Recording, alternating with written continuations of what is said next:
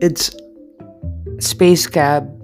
It's Monday morning wherever you are, and this is where we are, and we put together with our friend Chewy pmac.io.org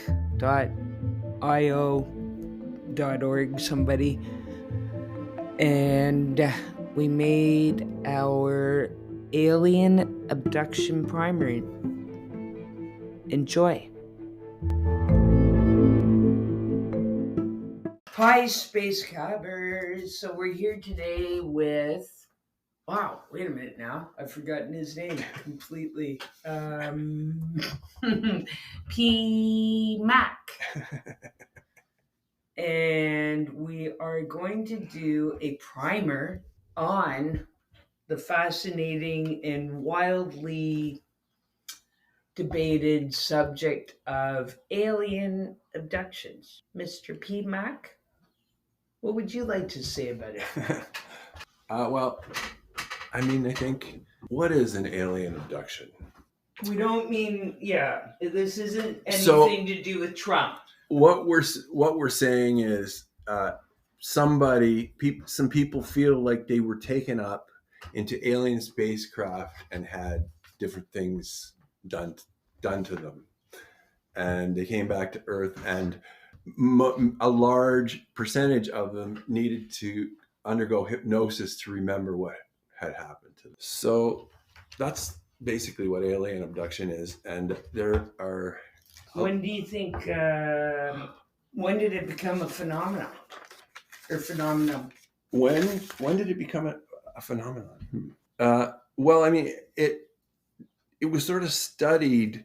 There've been reports to the military ever since 1947 of UFOs, and they started up a couple of projects to take a note of what people were reporting. One of the first ones was called Sign, and over the course of it, and then Sign evolved into a project called Project Grudge, which evolved into something called Blue Book. And Blue Book eventually just became a propaganda tool to debunk any, even though they were still keeping records, basically they were saying that everything that happened is explainable. So they hired, to give them credibility, a professor of astronomy from the University of Chicago named Allen Hynek. And he was hired as sort of a dupe in a way, just so that they could have scientific credibility in whatever they said. And at first he didn't even care about that, because he thought he didn't believe in it at all. So then, but as time went by, he started to become more critical of them, saying you guys don't even, you don't even look at the facts so you're not really doing any study on them. You're just, and in fact, it was a debunking campaign. Let's get there and there's a say good quotation about it. Oh, Project Blue Book. We haven't decided who said it. No, sorry, Space Cappers. But it could very well be Allen Hynek after he left Project Blue Book. Interesting theory. So anyway, came to be known as the Society for the Explanation of the Uninvestigated. Upsetting. Yeah. Wright-Patterson Air Force Base, 1955. The Blue Room. While he was at Project Blue Book, yes, Allen Hynek actually made... This is interesting, kids. A scientific system of categorization. Yes. Of people's interaction with UFOs. The anomalous. And he made 6 different categories, which I don't have to hand, but the first one was seeing a light in the sky. Mm-hmm. And the second one was seeing an actual spaceship. Yes. And the third one, I can't remember, but the fourth one was seeing an alien creature. And that's called Close Encounters 1. Ooh. Are you sure? Oh, no, maybe Close Encounters. Yes, because Close Encounters of the third kind is the 6th degree of Allen Hynek's scale. So Okay. so it included, the idea that at the very highest level, or the sixth level, which are Close Encounters of the Third Kind, everybody knows the movie. So sidebar, J. Allen Hynek was hired by Spielberg Yes, he was. during the movie. Holy Close garbage. Is that Encounters. true? And No. yes, and he was on the set as a consultant for much of the movie. Oh my gosh. And he is actually in the movie. There's a scene, crowd scene where Spielberg pans up on him, and he's looking up at the aliens walking down the spaceship. But anyway, so that's the sidebar. But he made the. But since he made those categories, another thing happened. There was something called. It was more of it wasn't. So anyway, Hynek. Not NIDS. It started with an N. Oh, sorry. Excuse the flipping That's of the not pages. True. Yep, we're at the table, kids. Okay, so NICAP. So what we're moving on to here is somebody named Budd Hopkins. Wait a minute, I'm trying to look up J. Allen Hynek scales. What would we have called that? Classification system. Okay, classification got it. system. So can we go on to? Yes. So the next person of interest, his name is Budd Hopkins, and he works. He's part of a group that was formed, or he joined a research group called NICAP in 1964, which stands for the National Investigations Committee on Aerial Phenomena. So, and then later on, he wrote one of the first instances of an alien abduction that was made quite public, was a case of Barney and Betty Hill. Yes, friends. And Barney and Betty had this experience where they remember seeing this light in the sky, and Barney got out to look at it with his binoculars. Yes. I think we should slow down, friends, and I think we should talk a little bit about Betty and Barney Hill, a mixed race couple, an American couple. I believe that she was some sort of counselor, and Barney was a bit of a war hero. Was he also a postman or? Oh gosh. Anyway, they got married, and then they later decide to have a honeymoon, and they go to Canada land. All right, they go to Niagara Falls, and then they decide to go home, and the drive gets very interesting. Eli. Well, just interject. No, so anyway, so they see a light in the sky, and I'm not sure. I think what happens is their engine of their car turns off. It's chasing them, or it's over top of them, or it's in front of them. Well, so he got out. Yes. When they were still at a distance. Yes. And he looked at it through binoculars. Yes. And he said that he could see people inside. Yes. Or not people, but creatures, beings.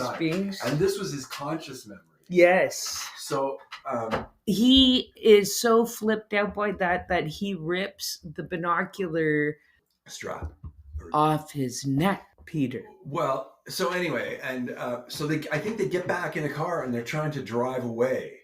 They're trying to outrun it. He runs back to the car screaming to Betty. She's screaming to him. He runs back, and he said they're trying to get us. They're gonna abduct us. Or they're gonna get us. Oh, he says, okay, yes. So I didn't know that part, but I think he's completely at some in fear. Point, he got back in the car and he tried to run away. They tried to drive away. Yes. And then they don't remember what happened, and then they woke up. I think it was 36 hours later, or maybe it was talk about missing time. Budd Hopkins, but their car was also 30, 35 miles away from where they last remembered it to be. And it sort of went underground for a while, the story. Well, they completely forgot well, and didn't want to talk about it to each other. I mean, it was okay. Yeah. Yes. So at some point, one of them underwent hypnosis, and they remembered. They both do. But I don't know how this happens. And it's so terrifying. And I just want to say to Space Cab listeners, go online and listen to it if you feel comfortable with that. And it's shocking.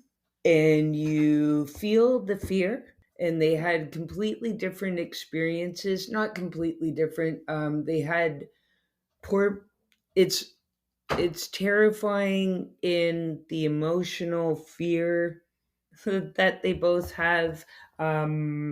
Okay, so we'll start with Betty. Betty's a bit more of a fighter, and she talks to the beings. And in any case, they put a needle right into her belly.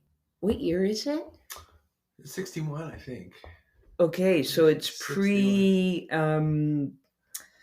they stick a needle right in her, and she's screaming. She's fighting back at them, like into her amniotic.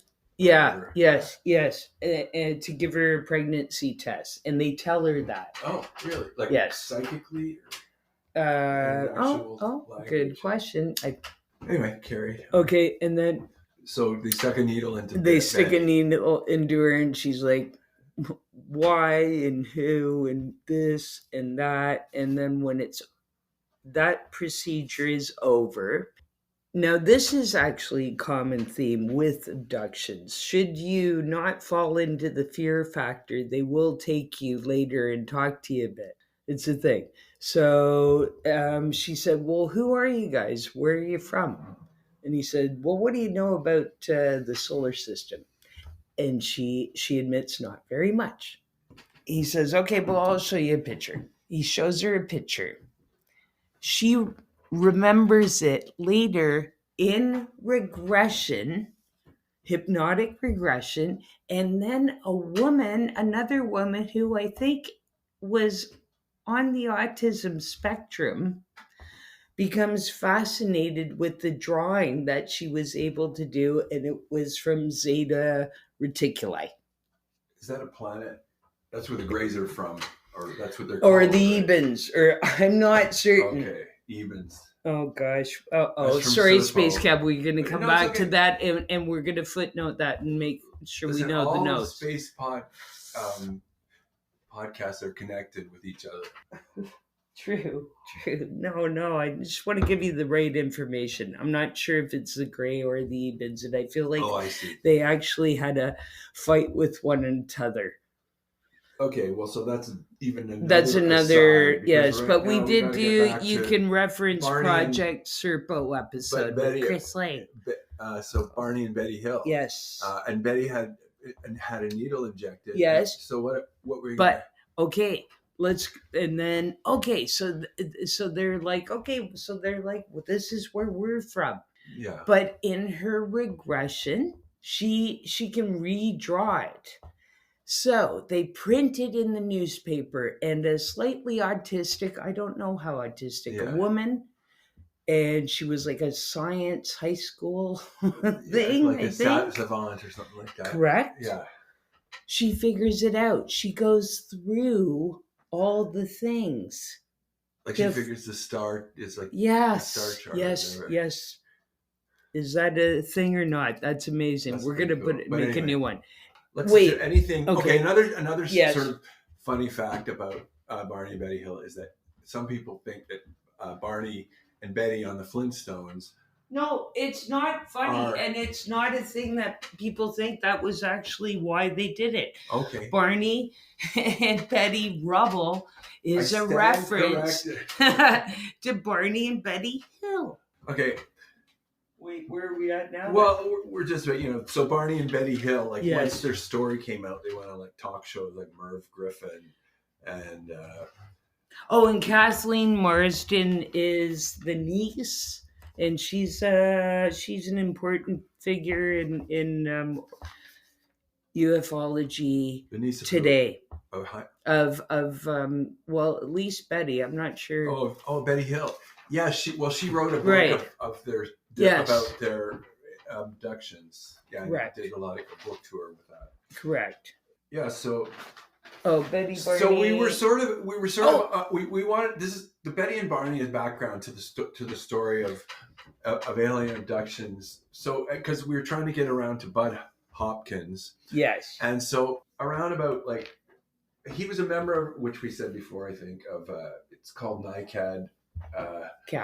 NICAD, National Investigations Committee on Aerial Phenomena, which while he was on that, some news came through that somebody named Obarski had seen an alien craft land, and some people got off and they were digging dirt out of it and taking it back, and then they took off again.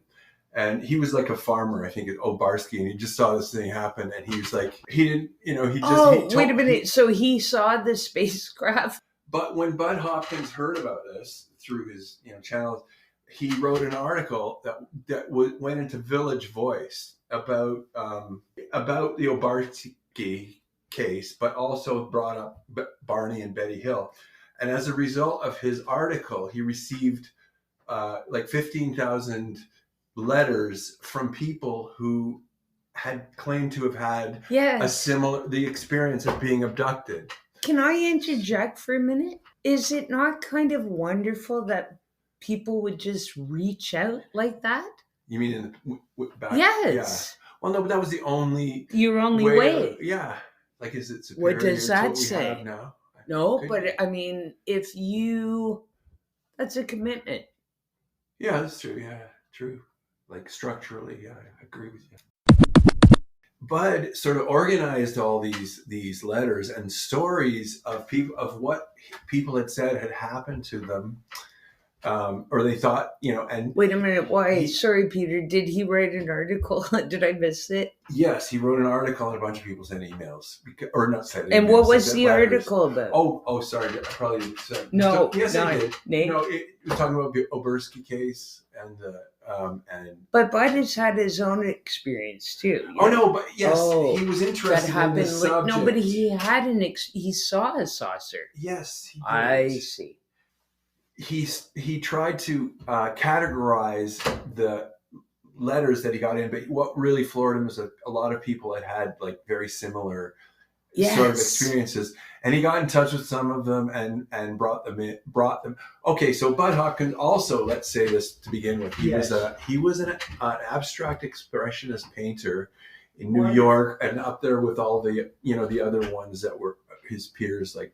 I know Rothko is mentioned. I can't verify everything. It doesn't matter. He's in like the Guggenheim and the Museum of Modern Art, and his work is up all around. But anyway, Leslie Kane. What about Leslie Kane? Was apparently his first real main. They were in a complete relationship together during missing time. Budd Hopkins? Yes. Oh, okay. I don't know, but that's what I've heard. I have not investigated it. So, to go back to Budd Hopkins, Elliot was his first name, and he was a Gemini, as far as I can figure out. Okay. So he brought in a hypnotist, and he invited some of these people who had written him letters to undergo hypnosis to help them try and remember the specifics of what happened to them. And when he did that, he found that their experiences were very similar, and a lot of times in most cases they never met each other, and so he called up So I just want to make sure I said everything about Budd Hopkins, because he's a really cool guy. He's called the father of the abduction scenario, or I don't know what it is. Phenomenon. Yeah. Anyways. Okay. So he called in. He wanted to legitimize what these people were doing. So he called up his friend, Dr. John Mack, who was. Is that how it happens? He had a hypnotist that he had a hypnotist. Yeah. He did. before, and then he becomes a hypnotist, and you're right. And but then, he's not like they don't have like okay. John Mack was an actual psychiatrist. Yes. So he wasn't like, so he had, I mean, who knows, but he had the credibility anyway. So like Budd, because he was an amateur, good abstract expressionist painter. Skeptic would say, well, one of his criticisms was people thought that he was leading the yes. And so he wanted, this is a great point. Thank you, Peter, for bringing this up. Yeah. And we are going to close it down, but just finish that point. Well, no, that was but say point. that. Well, no, I just said it. Did he lead people? Possibly. Well, who knows? We only know that he was from certain quarters he's criticized for having done right. That. I don't know if he did or not. Like, John Mack gets... anyway, everybody gets fingered. He got somebody... Oh, okay, so we just want to do another sidebar, which is there's a book by... it's called Secret Life by David M. Jacobs. Yes. And if you want to know like all of the different experiences that alien abductees went through, you can buy his book that's called Secret Life. First-hand document anywhere. It doesn't have to be from these are from Budd Hopkins letters like that came to him. So that's another sidebar. So anyway, so Budd got in touch with this guy John Mack, who was a really cool guy.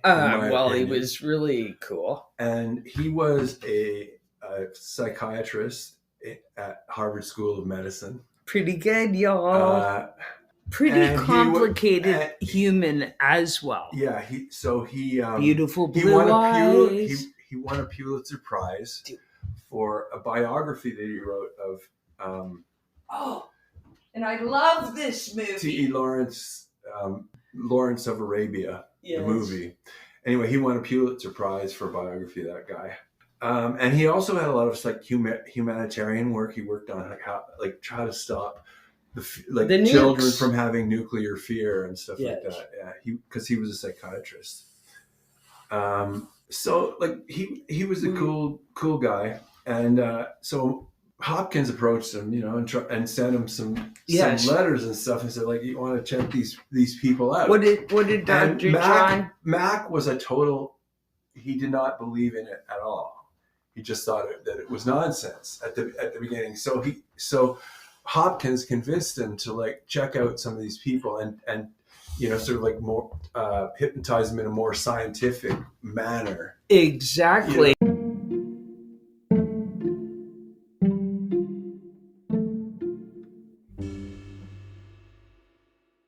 Okay, Space Cab. So now we're coming back to, I believe we left off somewhere where Budd and Dr. John E. Mack connect to one another. So Budd Hopkins gets in touch with John Mack because he wants some credibility for some sort of scientific credibility for to study these people who all have these similar experiences.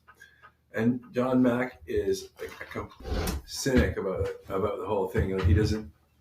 Is he a cynic, Peter, or is he skeptical? No, yeah, he's probably more skeptical. But, well, he is a doctor after all, and he is working at Harvard. That's true. He's a psychiatrist at Harvard. No, yes, he is. Yes. And so he agreed to take on some of Budd's patients to try and hypnotize them in a more kind of like academically acceptable way. Yes.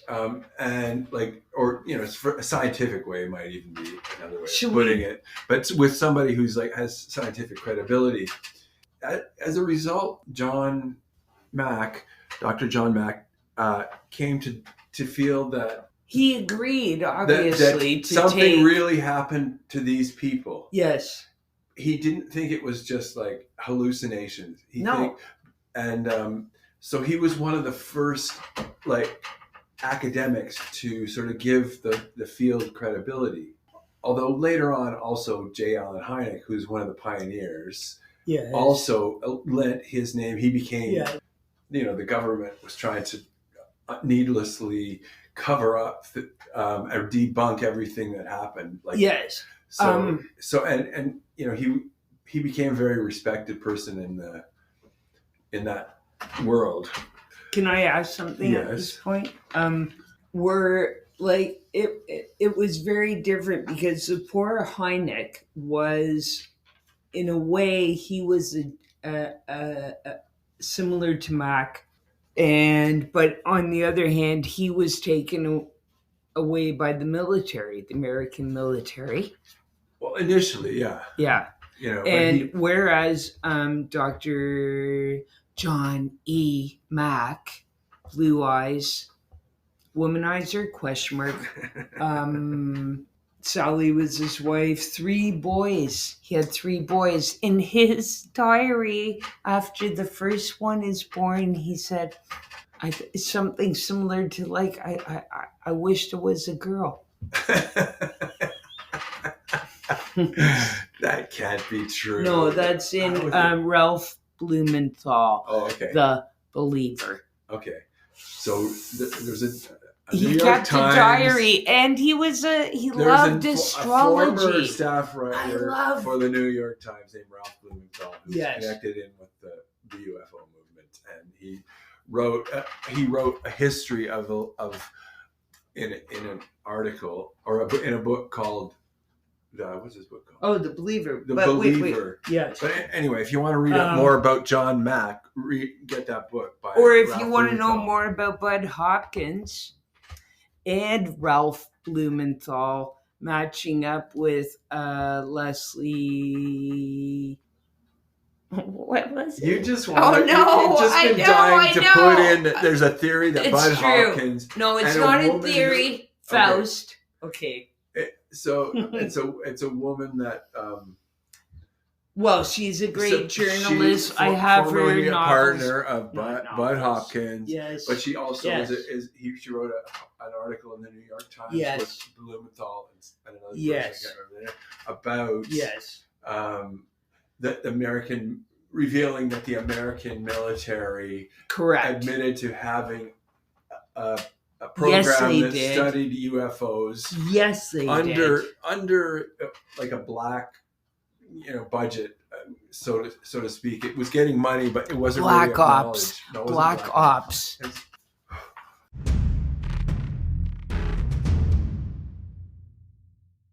So I think the next thing we have to go on to is, so there was a conference held at. Okay. Yes. It wasn't actually a conference. Well, it was a conference, but it was called... Give it up. What was it called? It's called Abduction Study Conference. Can I interject, Peter? Okay, it was an amazing book that Peter has with the complete paper cover copy around it. And I received the book from my father, mathematics professor, discontinued Close Encounters of the Fourth Kind. Segue. Okay, so Close Encounters of the Fourth Kind is one journalist recounting of a conference that was held in June 13th, 1992, called the Abduction Study Conference at MIT. Was it only one journalist? Fascinating. Well, Brian, the person who wrote the book. Brian. BRYAN. CDB. CDB. Not Brian. To be confused with CBD. Whatever. Okay, so this conference was a gathering of people. Look at him. Look at him there. It was mostly Budd Hopkins, but they invited a lot of other academics to this conference, and they were giving papers. Different people were giving papers, but the conference was put together by Dr. John Mack and this other a physics professor Pritchard from MIT named is it David? Yes, David Pritchard. Yeah, David Pritchard.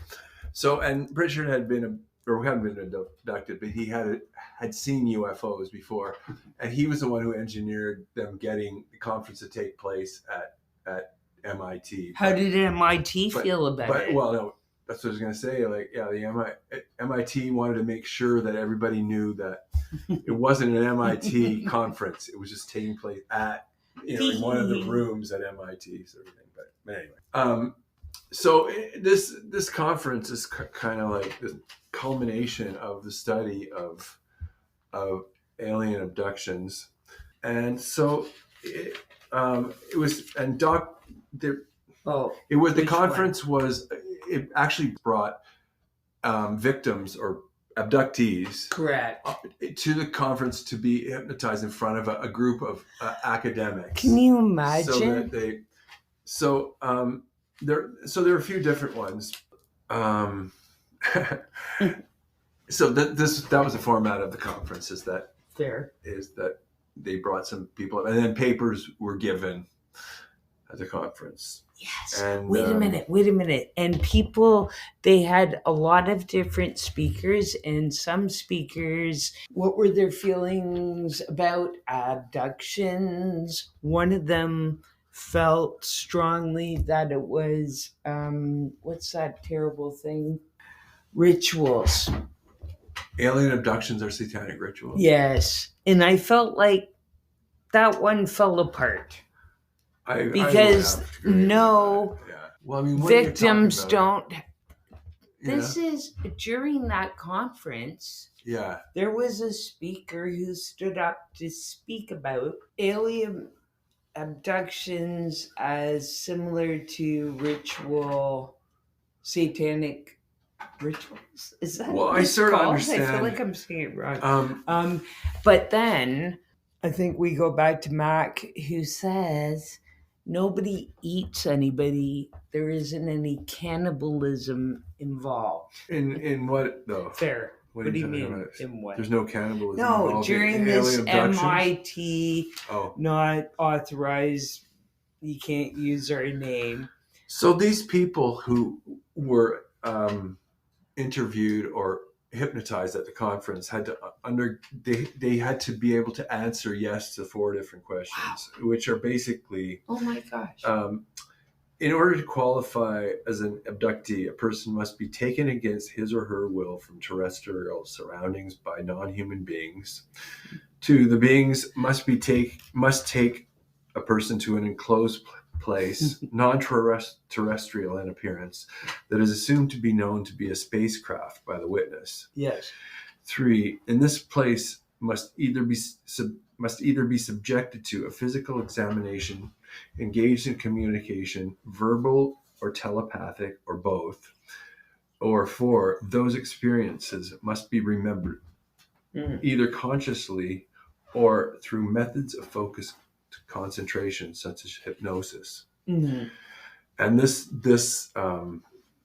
was a selection criteria that was influenced by Hynek's categories of classification system. But so is virtually that is a definition of a close encounter of the 4th kind. Yes. One of Dr. Mack's subjects that he brought to the conference was this woman, Linda Cortile.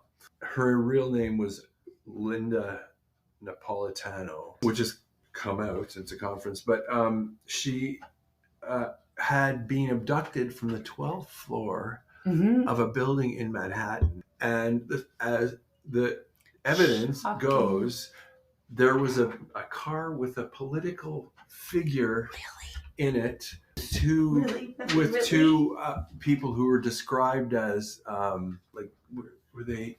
Well, they were like police or detectives or whatever, with this political figure. Wait, or were they like international?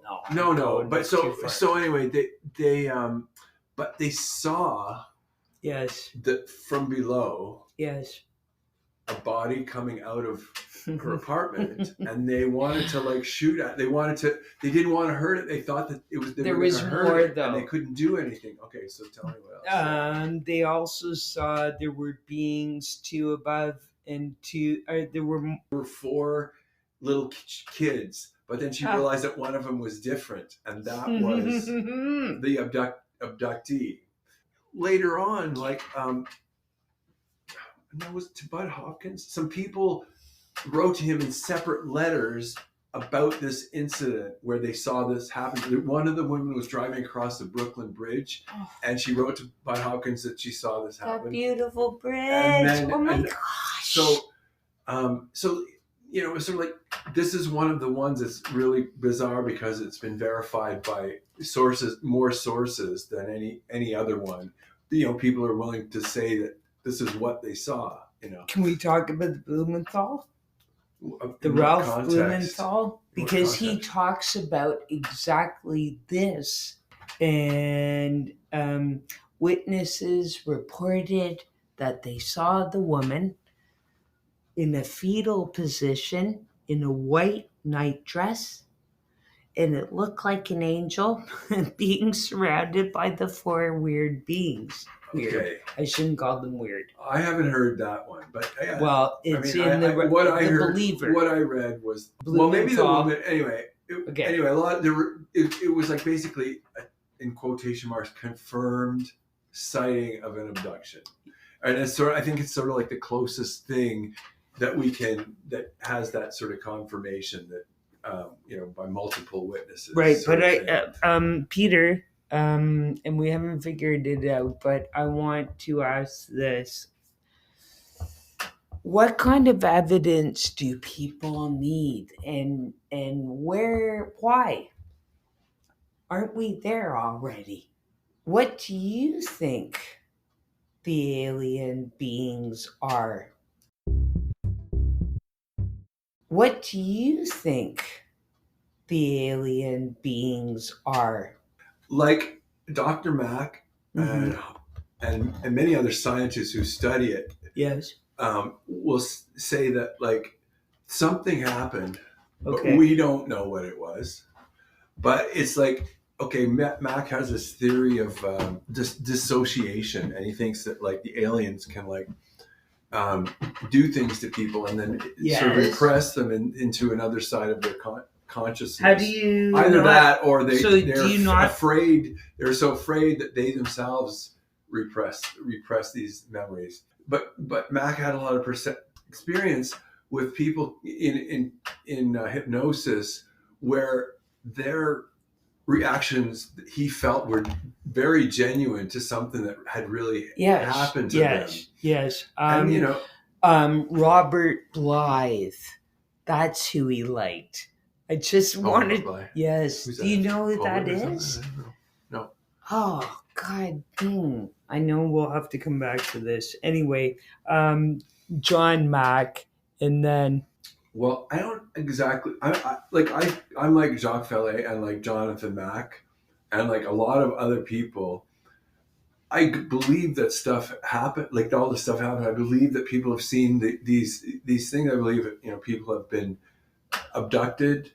Well, I mean, I don't even know if I don't know if I believe it like that. I believe that people perceive that they've been abducted, but like here's where we start to go into MK Ultra because so it's been proposed that like in order to cleanse the minds of people who've been through that through MK Ultra mind control experiments. Well, but Peter, what actually has happened is you have not actually explained MK Ultra. MK Ultra was a program that was from the American military. And from Canada Land is involved in it. I think it was from like 1957 to like 1964 or something like that. And it was mind control experiments by the CIA, and they were using. Yes, they were in Montreal. A lot of people they experimented on LS. Yes, there was a monster in Canada Land.